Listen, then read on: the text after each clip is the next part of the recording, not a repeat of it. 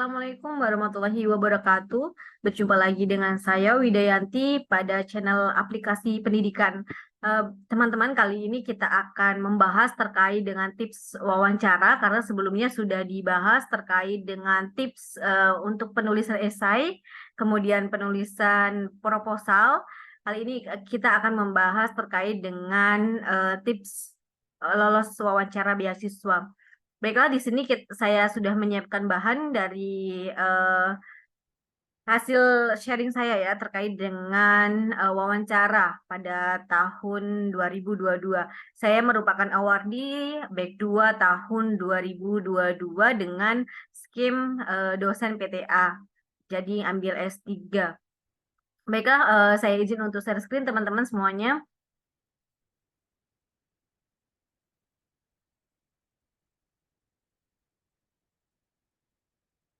Di sini ada beberapa tips yang memang sudah saya rangkum dalam proses beasiswa. Yang pertama itu persiapan sebelum wawancara. Jadi teman-teman perlu menyiapkan diri sebelum wawancara. Yang pertama yang perlu disiapkan itu adalah persiapkan pakaian yang rapi. Jadi gunakan pakaian yang rapi pada saat wawancara. Disarankan untuk menggunakan batik karena batik itu adalah khas Indonesia dan dengan batik itu kita berarti menghargai dari budaya kita sendiri. Jadi alangkah baiknya ketika teman-teman persiapkan pakaian itu menggunakan pakaian batik. Kemudian yang kedua itu persiapkan laptop dan internet yang lancar. Jangan sampai teman-teman semuanya terkendala saat wawancara ternyata koneksi internetnya terputus. Jadi ini akan menjadi kendala khusus untuk teman-teman semuanya sehingga pewawancara itu tidak akan bisa melanjutkan wawancara sedangkan waktunya sangat terbatas. Saat ini wawancara itu sifatnya Zoom meeting ya teman-teman semuanya. Jadi tanpa tanpa ketemu langsung gitu. Jadi semuanya dilakukan secara Zoom meeting untuk beasiswa pendidikan Indonesia, beasiswa LPDP, kemudian beasiswa unggulan maupun beasiswa Indonesia Bangkit atau beasiswa-beasiswa yang lain sekarang untuk proses wawancara beasiswa itu dilakukan secara Zoom meeting. Kemudian yang ketiga itu terkait dengan gabung Zoom selambat-lambatnya 60 menit sebelum wawancara. Jadi teman-teman semuanya biasanya sebelum wawancara itu ada email yang masuk, kemudian diinformasikan waktu wawancara. Teman-teman harus sudah masuk Zoom sebelum 60 menit dari waktu wawancara. Karena biasanya bisa jadi kita maju atau bisa jadi kita mundur sedikit. Karena memang wawancara itu kan berkelanjutan ya. Jadi bisa jadi ada yang lebih dari 45 menit, ada yang kurang dari itu. Jadi bisa kemungkinan kita maju atau kita mundur. Tetapi biasanya dari panitia itu mengonfirmasi kalau kita maju waktunya kita dikonfirmasi melalui WA. Tetapi ada juga yang tidak dikonfirmasi. Maka teman-teman lebih baik itu ada di Zoom meeting di link yang sudah disediakan itu 60 menit. Sehingga ruang tunggunya adalah ruang tunggu Zoom meeting seperti itu. Selanjutnya itu siapkan nomor tes beasiswa. Nomor tes beasiswa silakan ditulis dan disiapkan karena nanti akan digunakan saat proses wawancara atau nanti ketika ditanya sama pewawancara itu teman-teman semuanya siap gitu atau ketika link Zoom itu butuh nomor peserta teman-teman bisa langsung inputkan dan kartu pengenal atau KTP. Nah, teman-teman, ini ada sedikit pengalaman terkait dengan KTP. Saya salah satu skim dosen S3 PTA. Nah, ini kemarin ada permasalahan dengan KTP saya. Sebelumnya saya pernah mendaftar di BX1, tetapi status KTP saya belum dosen, masih ibu rumah tangga. Sehingga ini menjadi kendala karena identitas itu penting untuk kita semua. Pastikan teman-teman identitasnya itu sesuai dengan identitas teman-teman pendaftar. Jika teman-teman pendaftar itu adalah dosen, maka pastikan KTP teman-teman itu berstatus dosen, jangan ibu rumah tangga. Seperti itu ya teman-teman semuanya. Ini menjadi pengalaman sekali untuk saya, sedikit tapi hal yang fatal karena KTP adalah kartu pengenal. Sehingga ketika kita mengenalkan diri sebagai ibu rumah tangga, kemudian kita akan mendaftar sebagai dosen, itu sangat tidak sinkron. Sehingga itu memungkinkan untuk gagal pada proses wawancara. Selanjutnya, pastikan ruangan yang digunakan saat wawancara tepat. Artinya apa? Teman-teman semuanya harus berada di kamar yang memang itu tidak ada orang akses masuk keluar masuk dari ruangan itu, sehingga kalau bisa di kamar, kemudian kamarnya dikunci sehingga tidak ada akses keluar masuk ataupun tidak ada suara bising dari luar. Pastikan memang ruangannya tepat untuk melakukan wawancara. Selanjutnya terkait dengan tahap proses wawancara. Jadi teman-teman mungkin ada yang masih pertama kali untuk wawancara ya. Di sini ada beberapa proses yang memang dilakukan saat wawancara. Yang pertama, itu kita akan diminta admin atau host untuk menunjukkan KTP dan memutar kamera 360 derajat. Hal ini dilakukan untuk memastikan bahwasannya di ruangan kita memang benar-benar kita seorang diri, tanpa adanya orang lain di dalam ruangan. Selanjutnya, kita diminta untuk memperkenalkan diri. Jadi teman-teman semuanya perkenalkan diri dengan baik, artinya apa? Teman-teman harus memperkenalkan diri teman-teman, kemudian prodi teman-teman yang diambil, dan linearnya dengan prodi sebelumnya, paling tidak seperti itu. Jadi teman-teman harus memperkenalkan diri dengan baik ya. Selanjutnya yang ketiga itu host akan menyerahkan sepenuhnya kepada pewawancara kurang lebih 45 menit. Jadi proses wawancara itu kurang lebih 45 menit, bisa lebih atau bisa jadi kurang.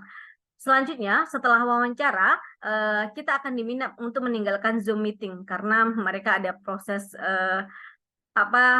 diskusi ya mungkin ya. Jadi kita langsung meninggalkan Zoom meeting dan digantikan oleh peserta yang lainnya.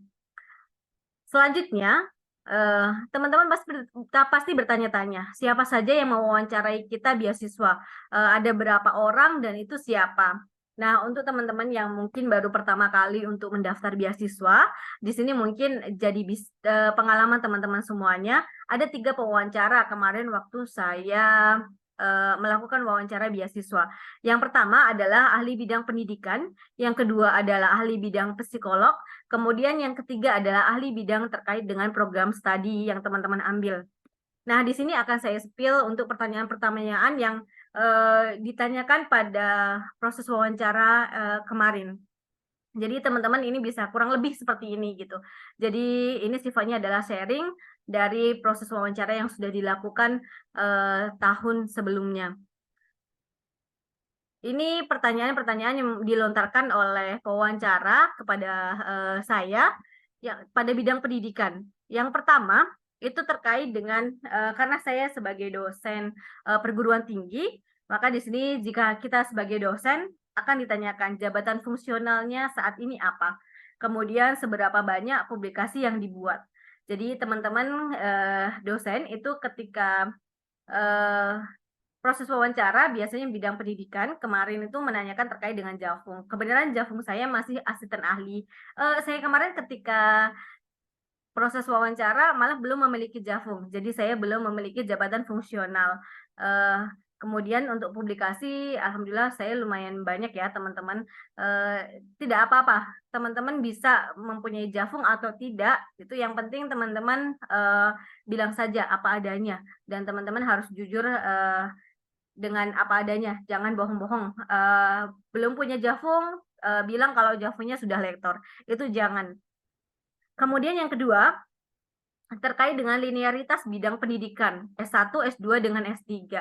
Nah, ini teman-teman ketika teman-teman selinier misalnya ambil S1 pendidikan fisika, kemudian S2 pendidikan fisika, S3-nya pendidikan IPA, itu mungkin tidak ada kendala ya, karena memang sudah linear secara otomatis.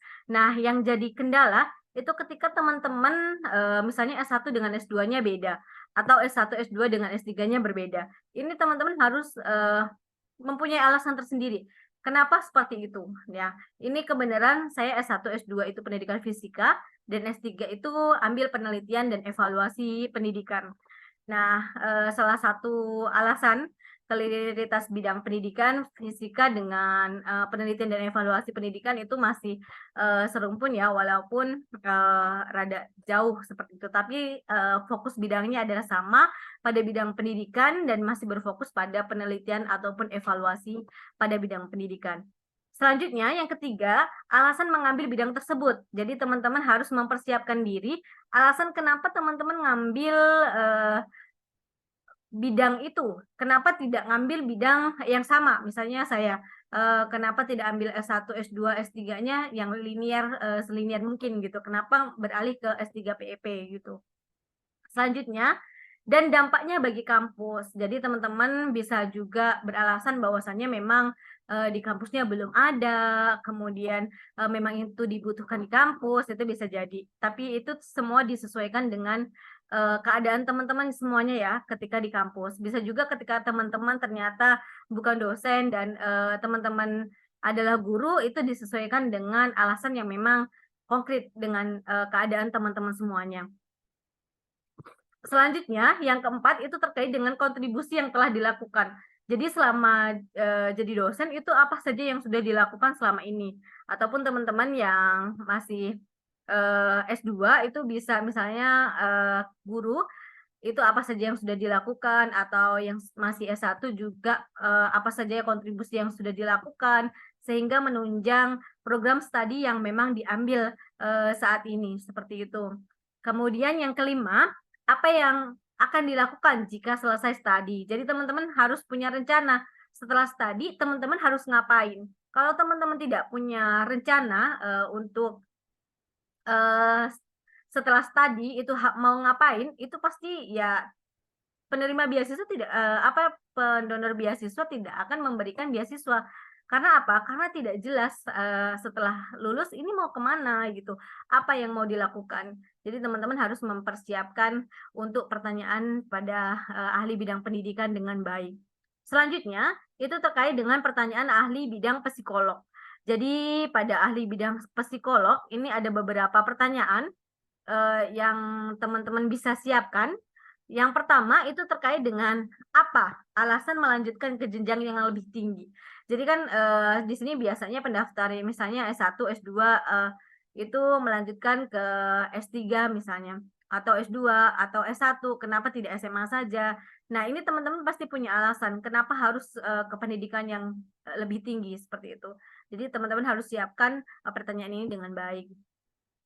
Selanjutnya, mengapa memilih kampus tersebut untuk melanjutkan studi? Jadi teman-teman perlu mempersiapkan dari sekian banyak kampus, kenapa kampus itu yang dipilih? Teman-teman harus melihat kelebihan kampus itu dengan kampus yang lain. Biasanya kampus-kampus yang sudah dipilihkan oleh beasiswa itu semuanya yang sudah terakreditasi A ya. Jadi teman-teman mungkin bisa beralasan bahwasanya memang kampus tersebut adalah kampus terbaik yang sudah dipilihkan oleh beasiswa. Selain itu, misalnya di prodi lain itu di kampus A misalnya, itu akreditasinya masih B misalnya. Tetapi prodi yang saya pilih itu sudah A seperti itu. Kalau lebih dari satu misalnya, cari kelebihan lain dari kampus tersebut, itu kenapa? Kemudian yang ketiga, itu apakah kekurangan dan kelebihan yang Anda miliki? Nah, ini sesuai dengan esai yang sudah dituliskan sama teman-teman di esai. Apa kekurangan dan apa kelebihan? Nah, kalau berbicara tentang kelebihan atau tentang kekurangan, teman-teman harus memberikan solusi untuk kekurangan teman-teman, bagaimana cara menyikapinya, seperti itu. Yang keempat, itu terkait dengan mengapa Anda layak untuk mendapatkan beasiswa. Jadi, ahli psikolog ini cukup jeli ya dalam memandang kita, semua jawaban kita itu cukup jeli karena psikolog bisa melihat dari cara berbicara kita maupun pandangan kita, cara kita mimik wajah kita itu semuanya bisa terlihat. Jadi teman-teman harus dengan baik menyiapkan semua jawaban yang sudah dipaparkan di video ini ya, untuk mendapatkan beasiswa kenapa layak. Nah, mungkin dari sisi keluarga seperti apa, kemudian dari sisi prestasi seperti apa, sehingga saya layak untuk mendapatkan ini. Teman-teman bisa seperti itu. Selanjutnya, bagaimana pengalaman keberhasilan dan kegagalan Anda sehingga Anda bisa bangkit kembali. Ini juga sudah dituliskan ya di dalam esai, teman-teman tinggal membicarakan atau tinggal mengomunikasikan di dalam wawancara. Jangan sampai terlihat teman-teman itu tulisan teman-teman, tetapi teman-teman sifatnya menghafal. Misalnya, pengalaman keberhasilan saya adalah ini. Saya gagal dalam hal ini. Nah, jadi teman-teman jangan sifatnya menghafal ya, memang itu kan pengalaman teman-teman semuanya. Jadi ceritakan, jangan sampai teman-teman itu gugup maupun tegang untuk menjawab pertanyaan dari pewawancara. Selanjutnya poin ke-6 itu terkait dengan seberapa yakin Anda dapat menyelesaikan studi tepat waktu. Teman-teman, kalau dari pengalaman saya kemarin kan, saya sudah mendaftar di S3. Jadi kalau misalkan dari S3 bisa teman-teman ceritakan di mana saya S1 itu kurang dari 4 tahun misalnya. S2 kurang dari 2 tahun saya sudah lulus karena hal-hal apa yang memang membuat kita bisa melakukan lulus lebih cepat seperti itu. Itu contohnya saja ya, tapi bisa disesuaikan dengan teman-teman. Yang penting saya spill di sini untuk pertanyaan-pertanyaan oleh ahli-ahli bidang yang mewawancarai sehingga teman-teman bisa menyiapkan dengan baik. Yang ketiga itu pertanyaan terkait dengan ahli bidang terkait dengan program studi.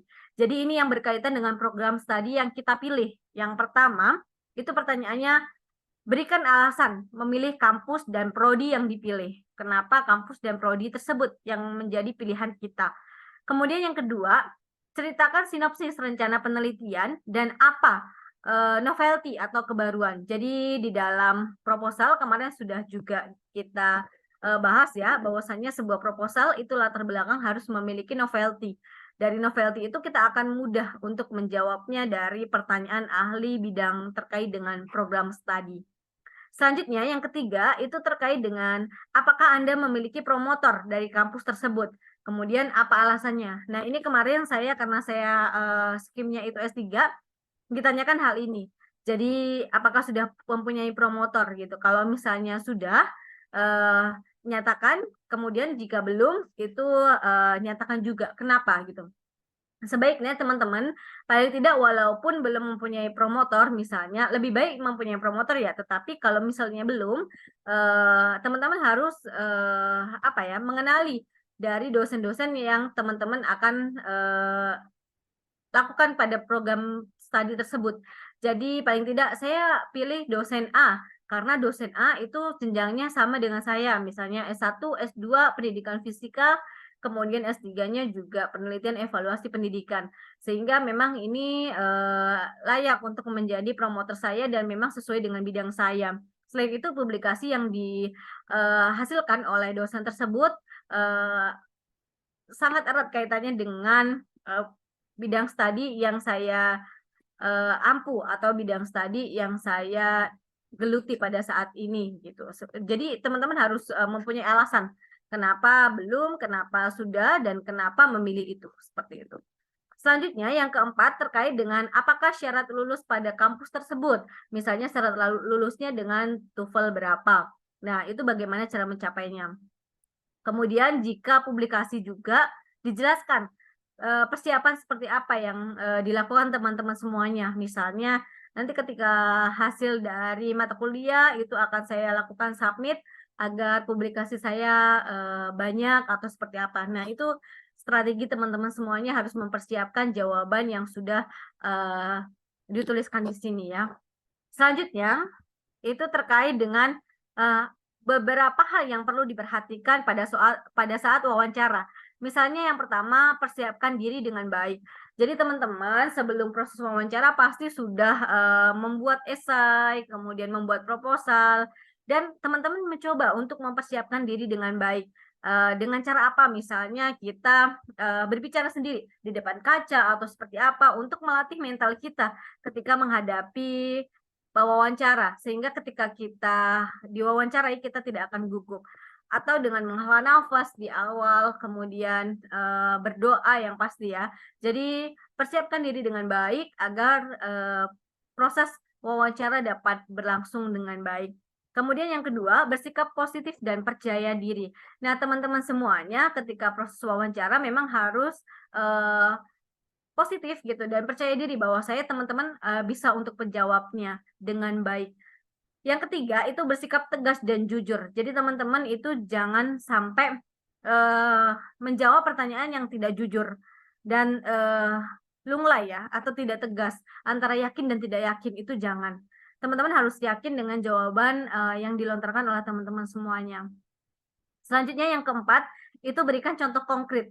Jadi contohnya, misalnya bagaimana kontribusi yang Anda lakukan, kemudian, teman-teman kontribusi yang saya lakukan bla bla bla bla, tapi tidak ada intinya dan tidak konkret. Teman-teman langsung, misalnya teman-teman mempunyai kontribusi, saya misalnya dosen, nah kan di bidang pendidikan, yang pasti misalnya dampaknya itu untuk siapa? Untuk perguruan tinggi, untuk mahasiswa, kemudian bisa jadi untuk masyarakat, untuk akreditasi. Nah, jadi, jelas untuk siapa gitu. Jadi teman-teman harus lontarkan itu jelas dan, jangan ngalor ngidul ya, istilahnya tidak jelas kemudian, tidak ada hasilnya gitu. Yang kelima itu tampilkan potensi diri dan keunikan Anda. Jadi, teman-teman semuanya harus menampilkan potensi, yang dimiliki, kemudian keunikan diri kita itu di bagian mana, sehingga kita layak untuk mendapatkan, beasiswa. Seperti itu ya teman-teman untuk, sharing terkait dengan, proses wawancara, kemudian pertanyaan-pertanyaan dalam wawancara dan siapa saja yang, mewawancarai kita pada beasiswa, baik itu beasiswa pendidikan, beasiswa LPDP, beasiswa BU, maupun, beasiswa Indonesia Bangkit atau beasiswa yang lain. Paling tidak kurang lebih seperti itu, sama ya, cuman mungkin ada sedikit perkembangan aja mungkin dari pertanyaan-pertanyaan itu, tetapi intinya, hal itu yang sudah ditanyakan pada proses wawancara saya sebelumnya. Semoga, tips ini bisa membantu teman-teman semuanya untuk menjawab pada proses wawancara agar lebih siap lagi dan selamat berjuang. Semoga, eee, teman-teman adalah salah satu awardee di next, year. Terima kasih, semoga bisa bermanfaat. Saya akhiri wabillahi taufiq wal hidayah. Wassalamualaikum warahmatullahi wabarakatuh.